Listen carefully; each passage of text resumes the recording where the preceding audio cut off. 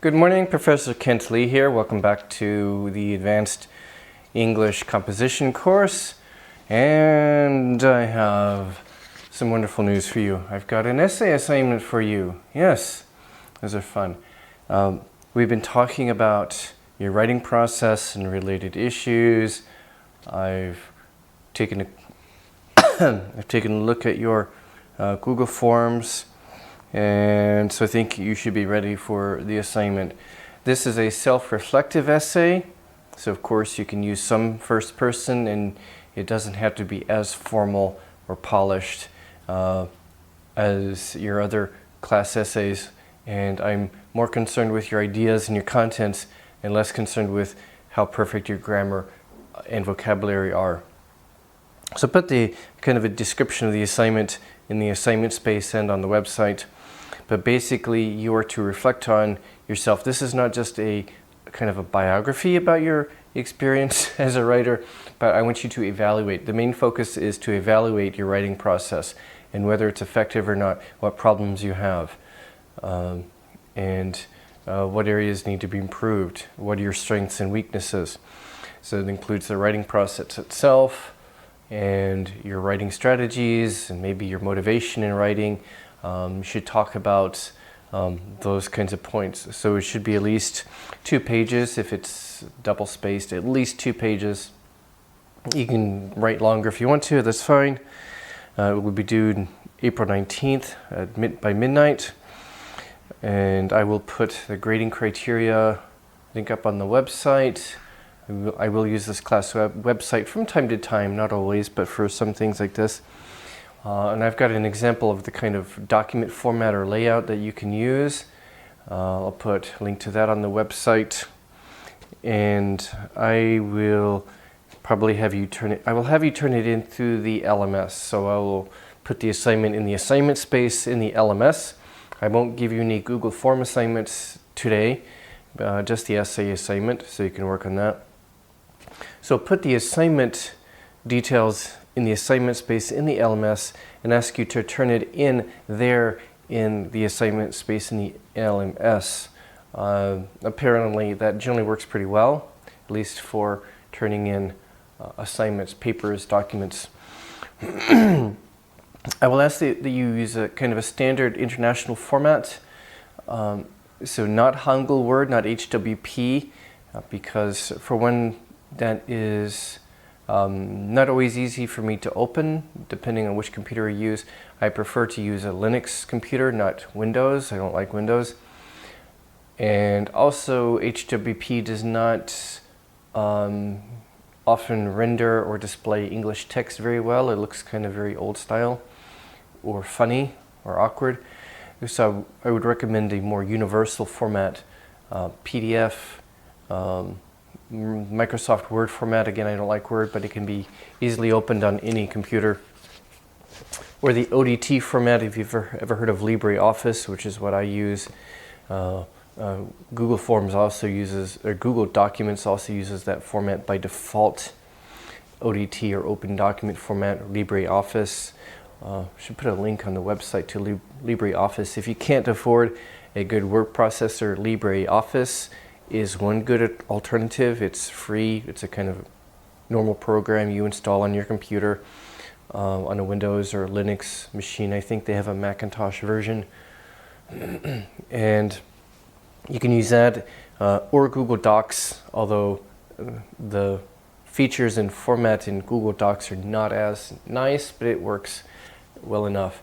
And you can use in LibreOffice or Google Docs, you can save it to PDF, or you can save it to a Word file, or its own ODT format, which I can easily open on my computer, PDF. And there are other free applications out there like Polaris Office, which you can use to save in Word format. So Word, PDF, the ODT, LibreOffice format.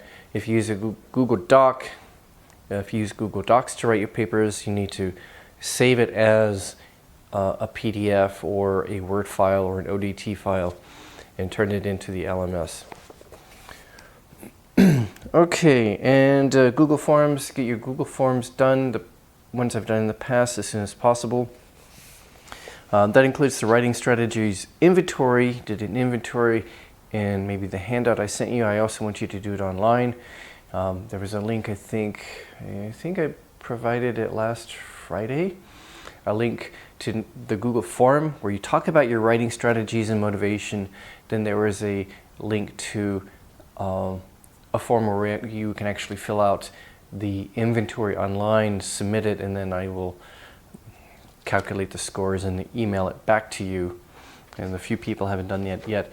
I didn't make it quite clear that I wanted you to do that. So do that if you can. YouTube videos, I'm going to put links to YouTube videos in the video lecture space in the LMS instead of directly uploading my videos there. Our LMS has only a certain amount of space, and I've heard that maybe some people in the university are kind of concerned now because they're using it so much. The LMS wasn't designed for all of this online content.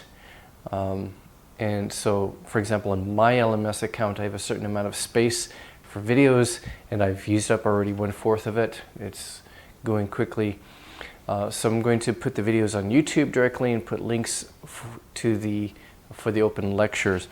For last Friday's second session, because I wasn't that familiar with how the LMS works at the time, I didn't put up a video for the second session, and so the LMS thinks you were absent.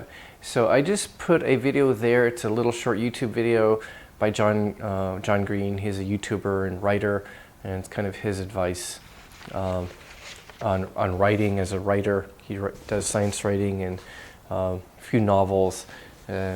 So it's like a 5-minute video. You can watch it and make the LMS happy, make it think that you attended that day. So you can do that. I'm going to do a lecture video for part of today, and then some previous videos I'm going to link in for the second session of today too.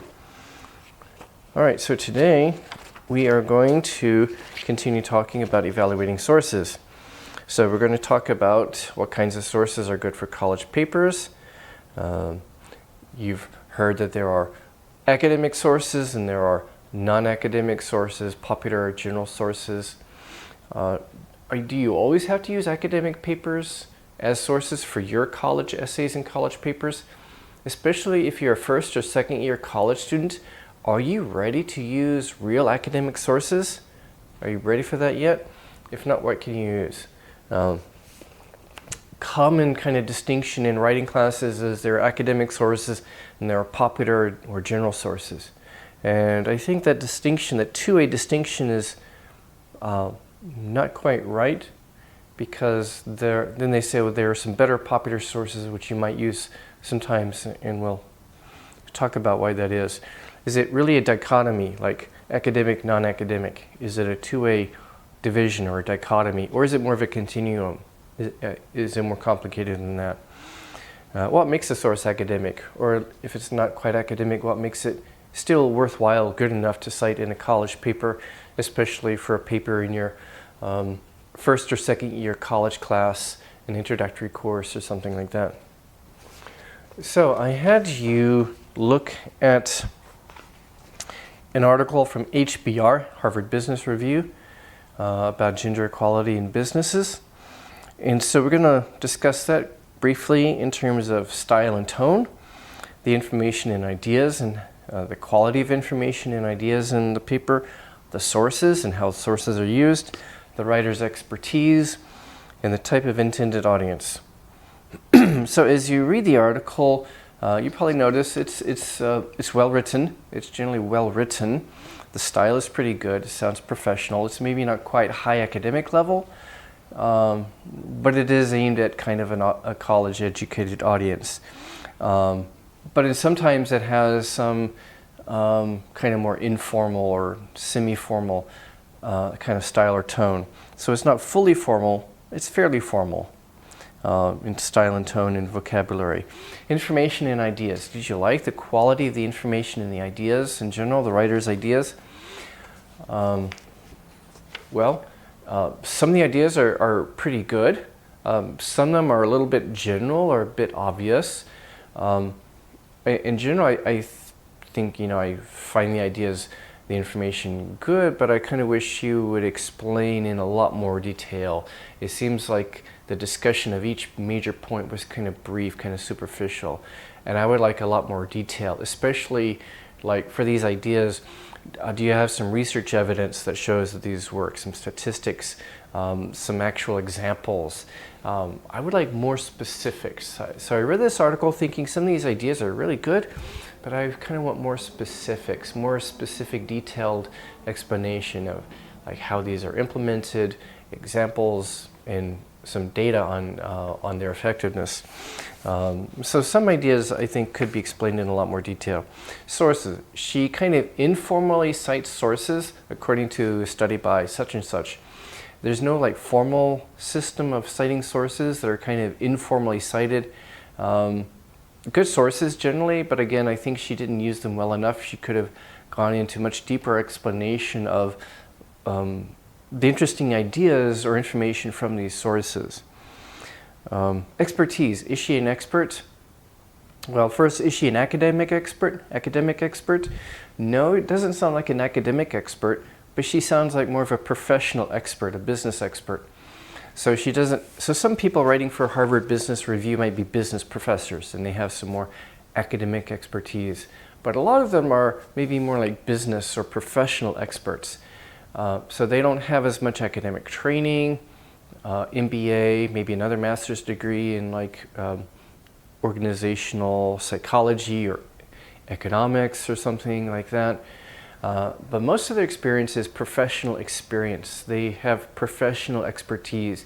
These are people who, obviously you're not weak academically, but they may not have a PhD, maybe a master's degree. But their expertise is also from years and years, decades of work in the business world. And not as office workers, but as managers, executives, maybe business coaches, consultants, people who've worked in industry and business for a long time to a fairly high level, and they have a good reputation and success. So they have reputation, they have professional expertise. So some writers for HBR, Harvard Business Review, may also have academic expertise, but at least they have mainly professional expertise in business, industry, government, and such. Who's the intended audience? Maybe not necessarily academic scholars of business or economists, but people who probably work in business and want to know more, they want to understand.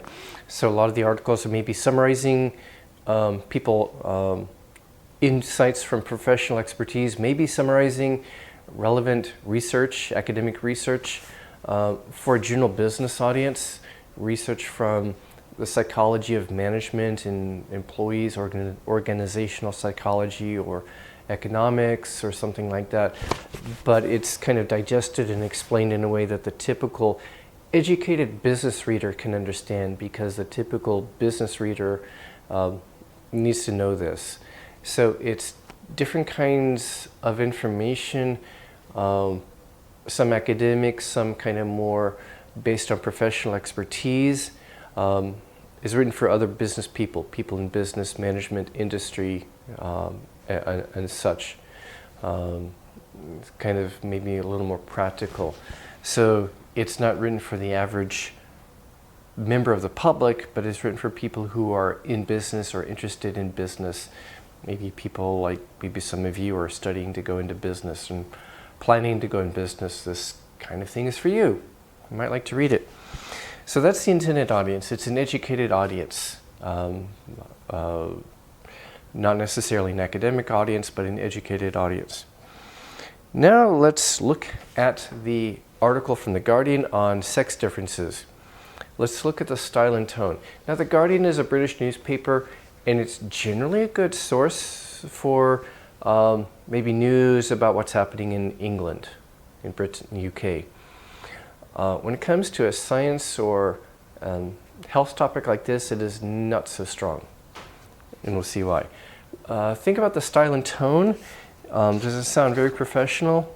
No, it's kind of more informal style, more informal than the HBR article.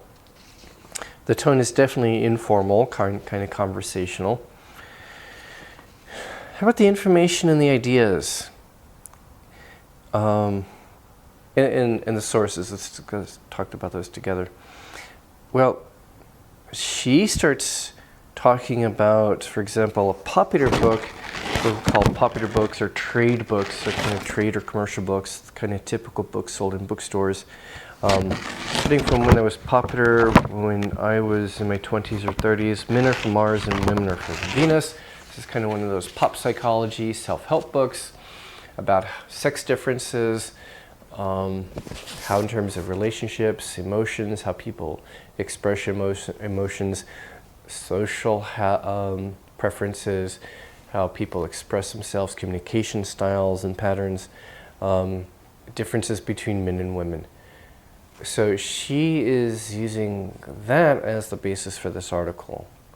These kinds of popular books, known by John Gray and I think a couple of others.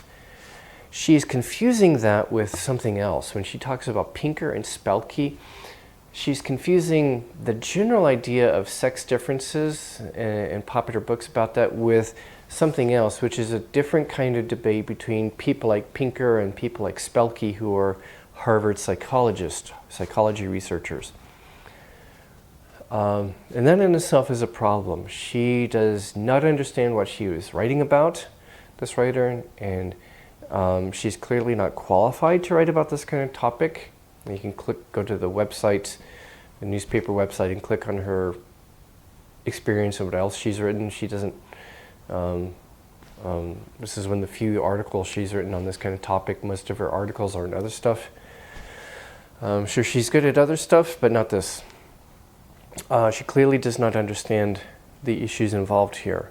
She gets it wrong. And this sometimes happens when popular news media sources report on science news, medical news, health news, psychology research. It's kind of out of their domain. You want to go to a proper science news source for something like this if you really want to know what's going on here. Steven Pinker would never say these kinds of things. She incorrectly, falsely makes Pinker say things he's not saying. Pinker is not talking about these general sex differences. And some of these general sex differences are maybe not controversial in themselves, maybe explaining why men and women are different in some of these social and behavioral aspects. Maybe there's debate in psychology about the causes or sources of these, like how much of it has to do with upbringing, how boys and girls are socialized and such. But the fact that some of those sex differences exist is not controversial. And by the way, that should never be the basis for ethics or gender treatment. It would be kind of a fallacy or a wrong idea if you said, oh, men and women are different, therefore we should treat them differently when it comes to hiring them in companies or promoting them. That would be morally wrong or ethically wrong. That's not a valid basis for treating men and women. And that's a different issue. Pinker clearly says, if you watch a little bit of the video, he is pro-feminist, he's a liberal or progressive. He says discrimination is wrong. Discrimination against women is wrong. He's very, very clear about that. He is also clear in saying he does not believe in general intellectual differences between men and women. There is this general stereotype that men are better at math and science.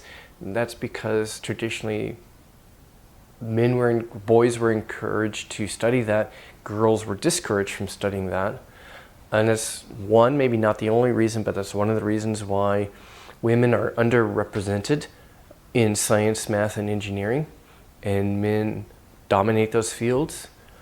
Pinker is careful to say there are no general intellectual or cognitive differences. It is not true that men are better at math. I think he's clear about that. What Pinker is talking about is minor, little, subtle, fine-grained differences, like certain kinds of visual spatial abilities or very certain kinds of things like that. Or there's more of an extreme, there are more extremely bright men, geniuses like Einstein, and a lot of really stupid men on the other end like Trump and people like that. Whereas there's less variation in intelligence among females. So overall, men and women, on average, there's no difference in intelligence on average. But Pinker cites studies claiming that there's more kind of extreme variation in men, more stupid men, more very genius, smart men, whereas women have less variation, fewer extremes. So this article really misrepresents Pinker's ideas.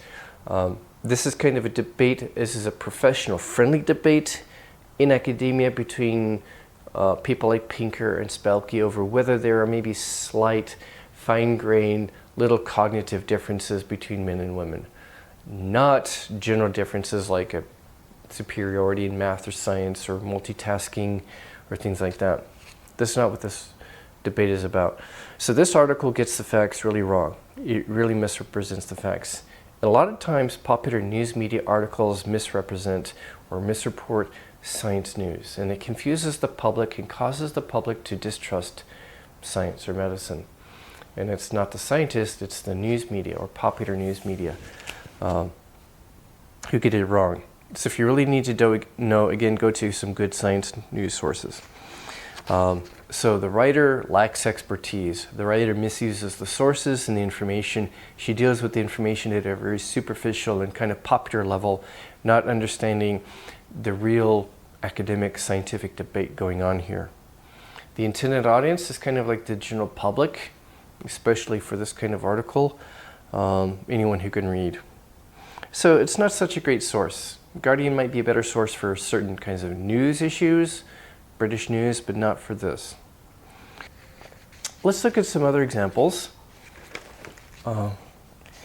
I had you look at some internet sources on the class website. So first there are the internet sources. There is 3 links. One is about the tree octopus, and there's one about the CIA, there's one about the dangerous chemical dihydrogen monoxide. Pause the video for a minute and briefly talk about these with someone else. What do you think of these articles? Are they real? What do you think of these sources? Are they real, reliable, credible? Pause and discuss.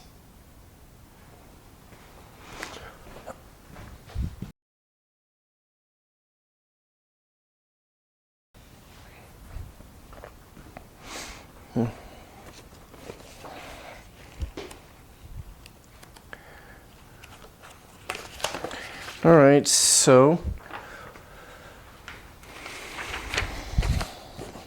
okay, hopefully you kind of figured out that these are fake articles.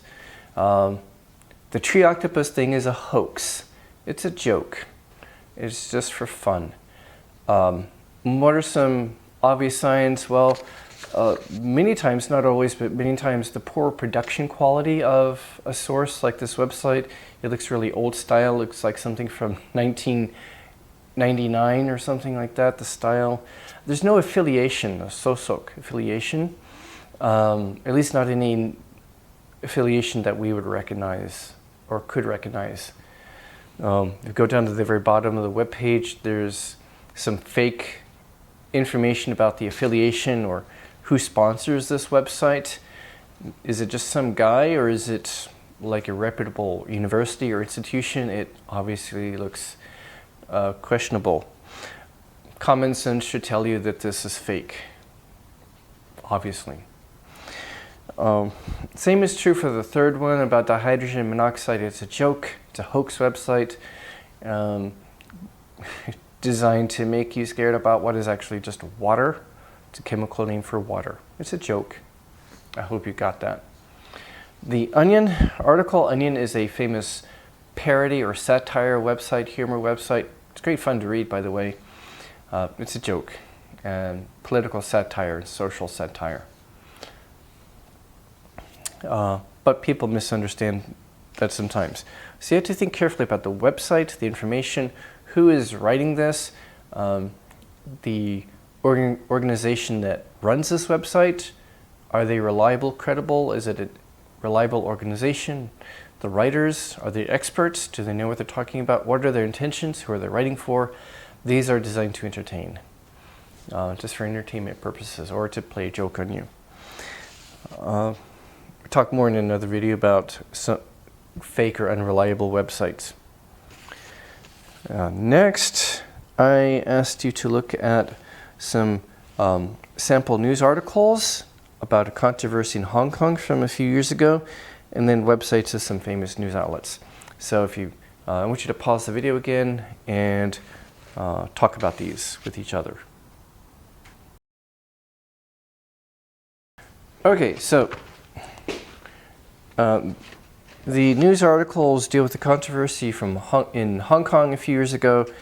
If you look at the Global Times, what does it sound like? Does it sound very objective, detailed, factual? No, it only presents one side. It's presenting the mainland Chinese government side on the matter.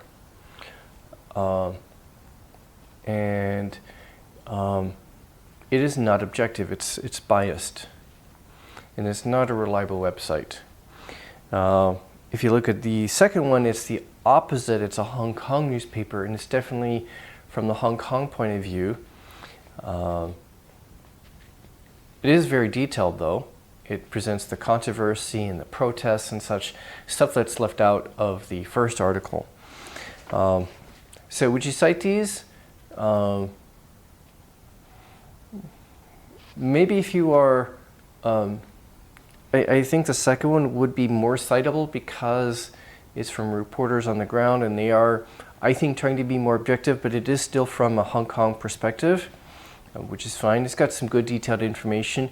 You could also cite both of these if you're also talking about the two different sides, because each article represents two different sides. And the second one also maybe gives more information from about what's happening in Hong Kong. The CNN article, sometimes CNN is good or okay, it kind of varies. The article is maybe more objective, but it kind of lacks, it doesn't have as much depth or content. It's got some.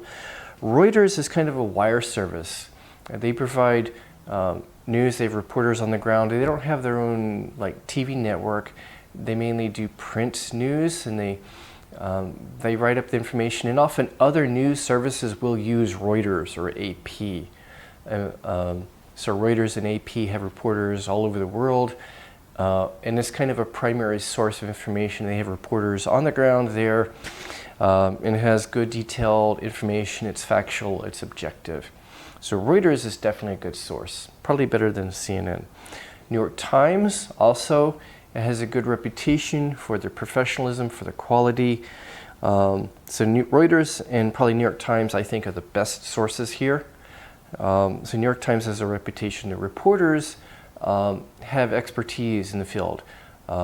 Maybe a little bit of academic expertise. Maybe they got a master's in a relevant area, journalism or East Asian affairs. If you click on the link to the reporter's name online, you can see that this reporter has written a lot about East Asian affairs for the New York Times.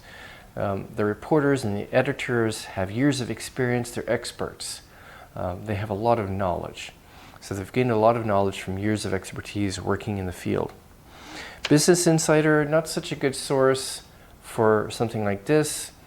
It's more of a good source if you're writing about business news, business topics, but for politics, it's not such a good source. It's not their main area of expertise.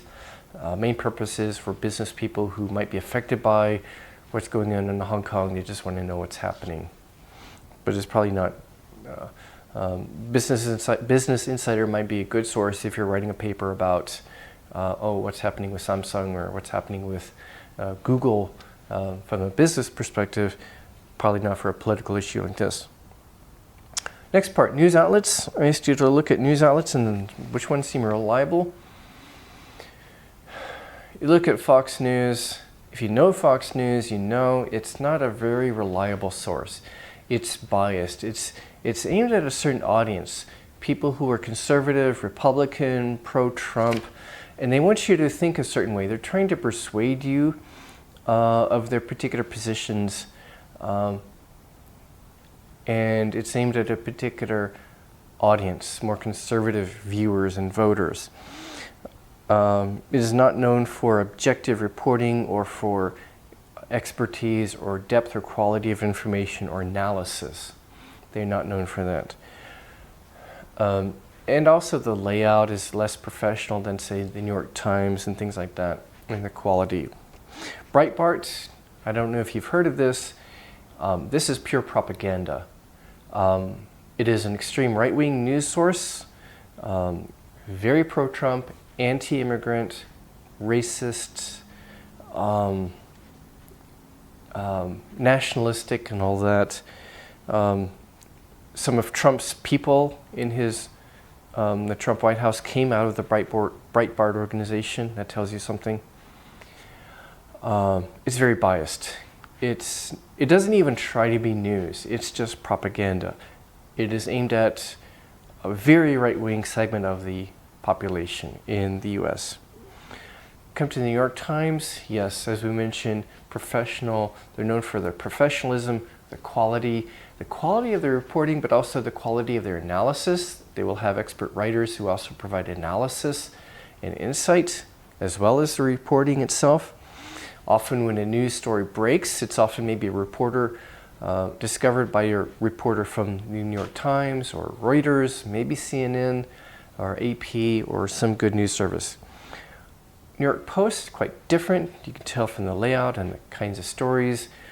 It's more sensational, less focus on serious news and more about like what Hollywood celebrities are dating who, or what famous singers are getting arrested for drugs or things like that.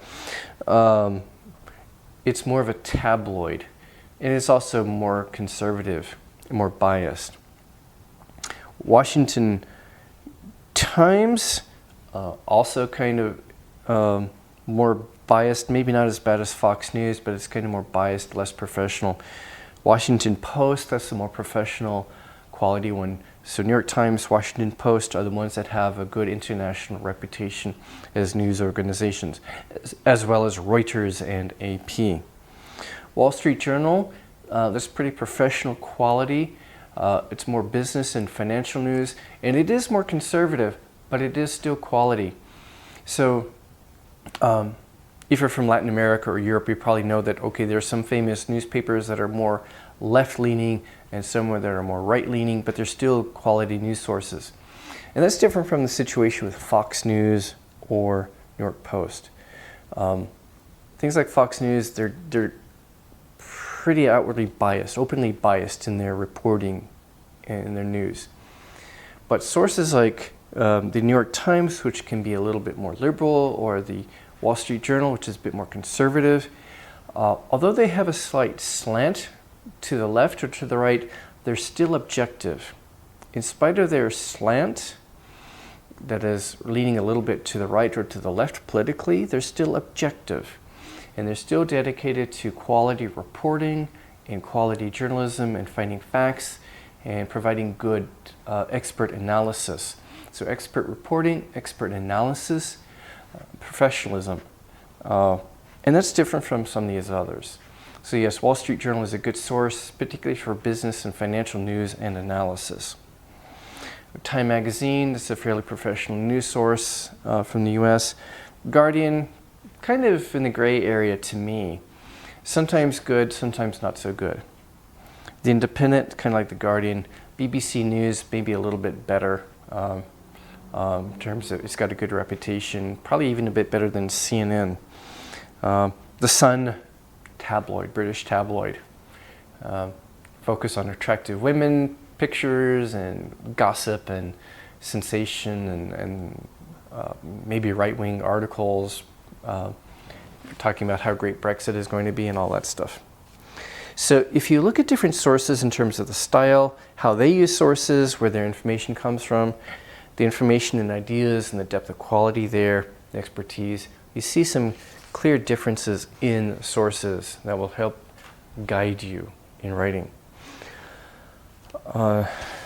Next, in the handout I'm providing, I have some other kinds of sources to think about. So again, pause the video and talk about these in terms of style and tone, the information and ideas, the sources, the expertise, and the intended audience.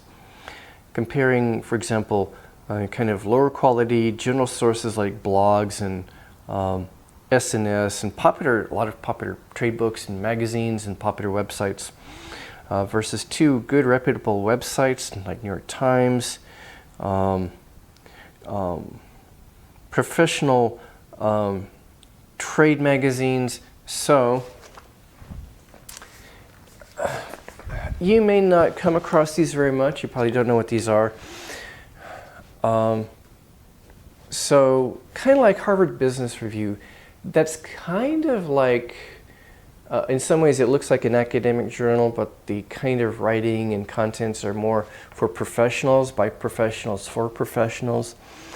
And people in certain fields and professions rely on these. So here's one I get. I never have time to read this, although it's pretty good. This is about psychology, current psychology research, but it's kind of summarizing current research for maybe non-researchers who are working in professional fields like education, government, business, like people who manage personnel management,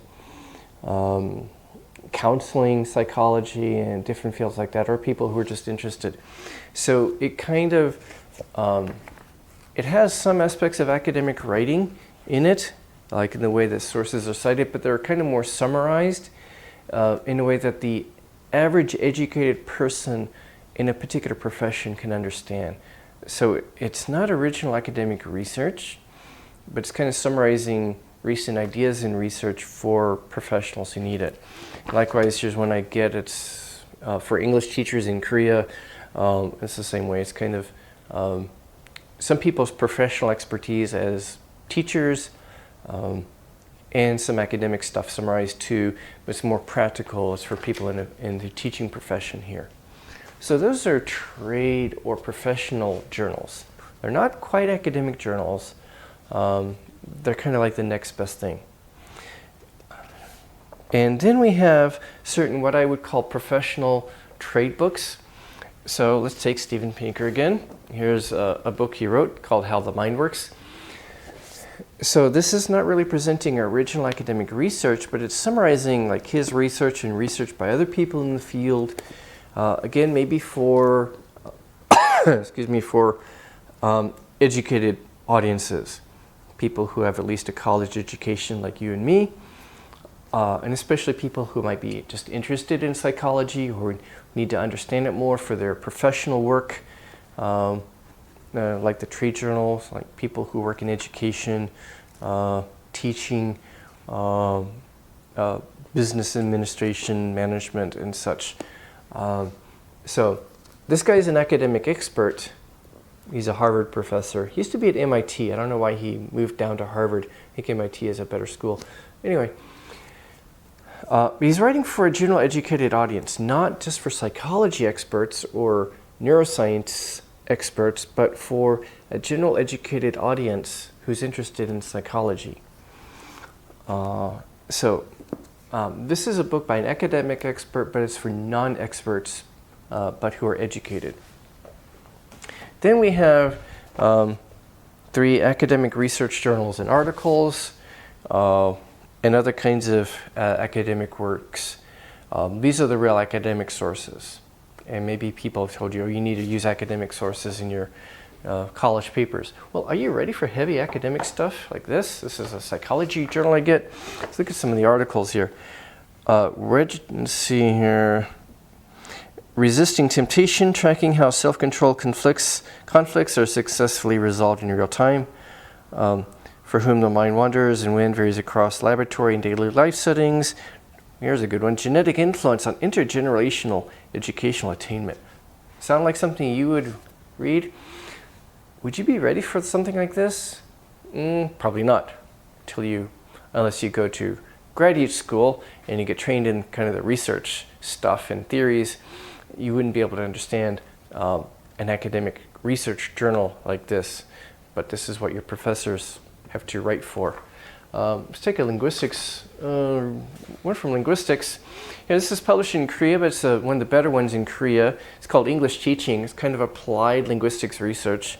See, exploring the use of hedges and stance devices in relation to Korean EFL learners' argumentative writing qualities. Korean EFL learners, English as a foreign language learners, processing of English caused motion constructions. So this is kind of applied linguistics, education linguistics. Probably more understandable than the psychology journal, but again, this is probably something you wouldn't be able to deal with, and you probably won't encounter until maybe your third or fourth year of college, when you start reading some of the stuff in some of your more advanced classes as a college student. This is a pretty good one, by the way. So those are academic research journals, and there's some other, those are your real academic sources. Are you ready for that kind of stuff yet? Probably not. Let me see what else we've got. Edited volumes, you probably won't come across that much, and that's where, for example, you have, I should have one here. Oh, happen to have this.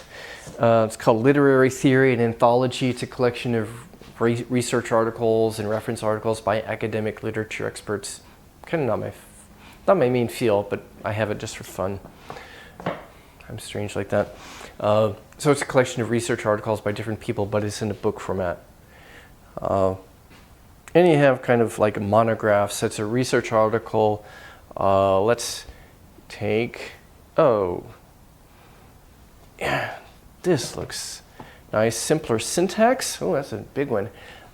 So it's kind of more research oriented. It's by academic experts for other academic experts. It's book form. It represents their original research and research by others, but it's for other experts.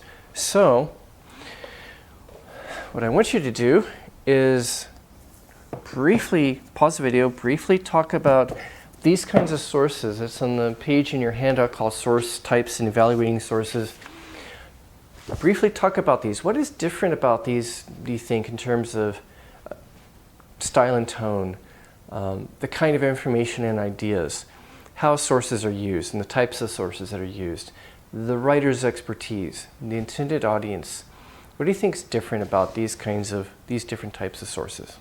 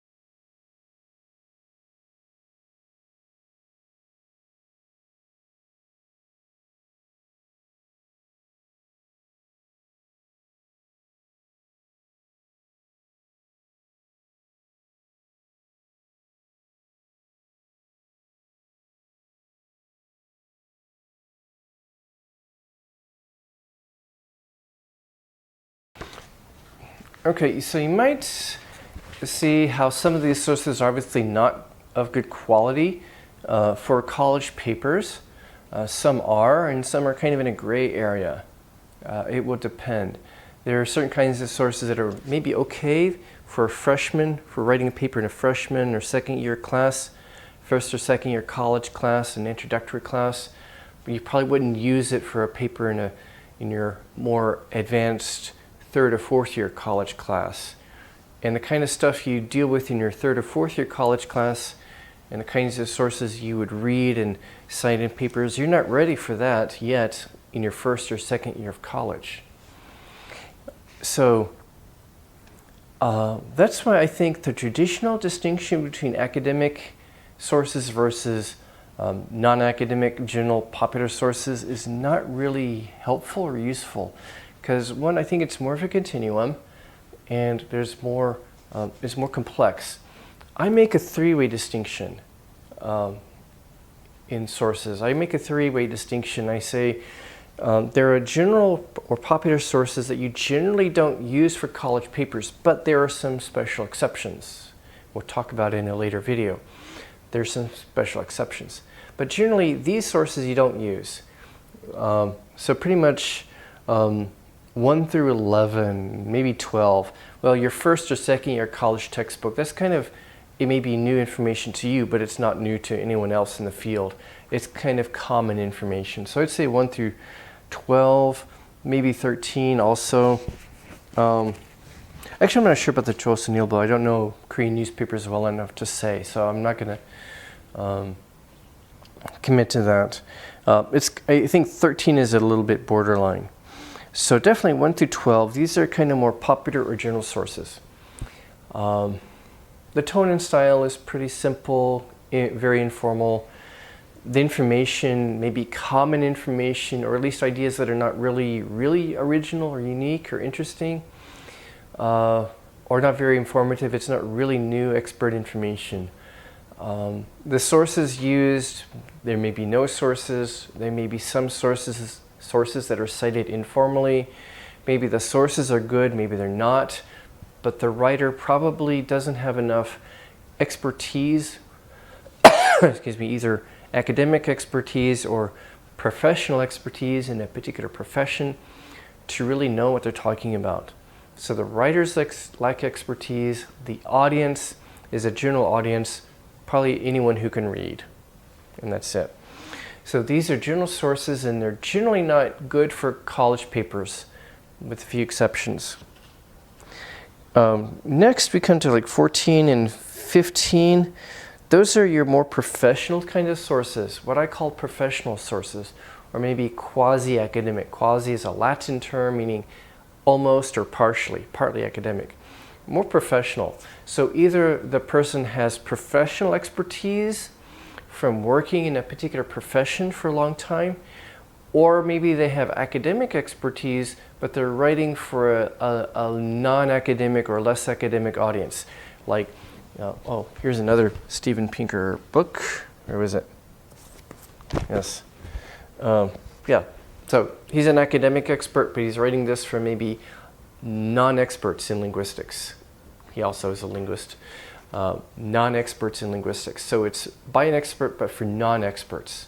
For an educated but non-expert audience in the field. So those are what I call professional sources. They're fairly professionally written.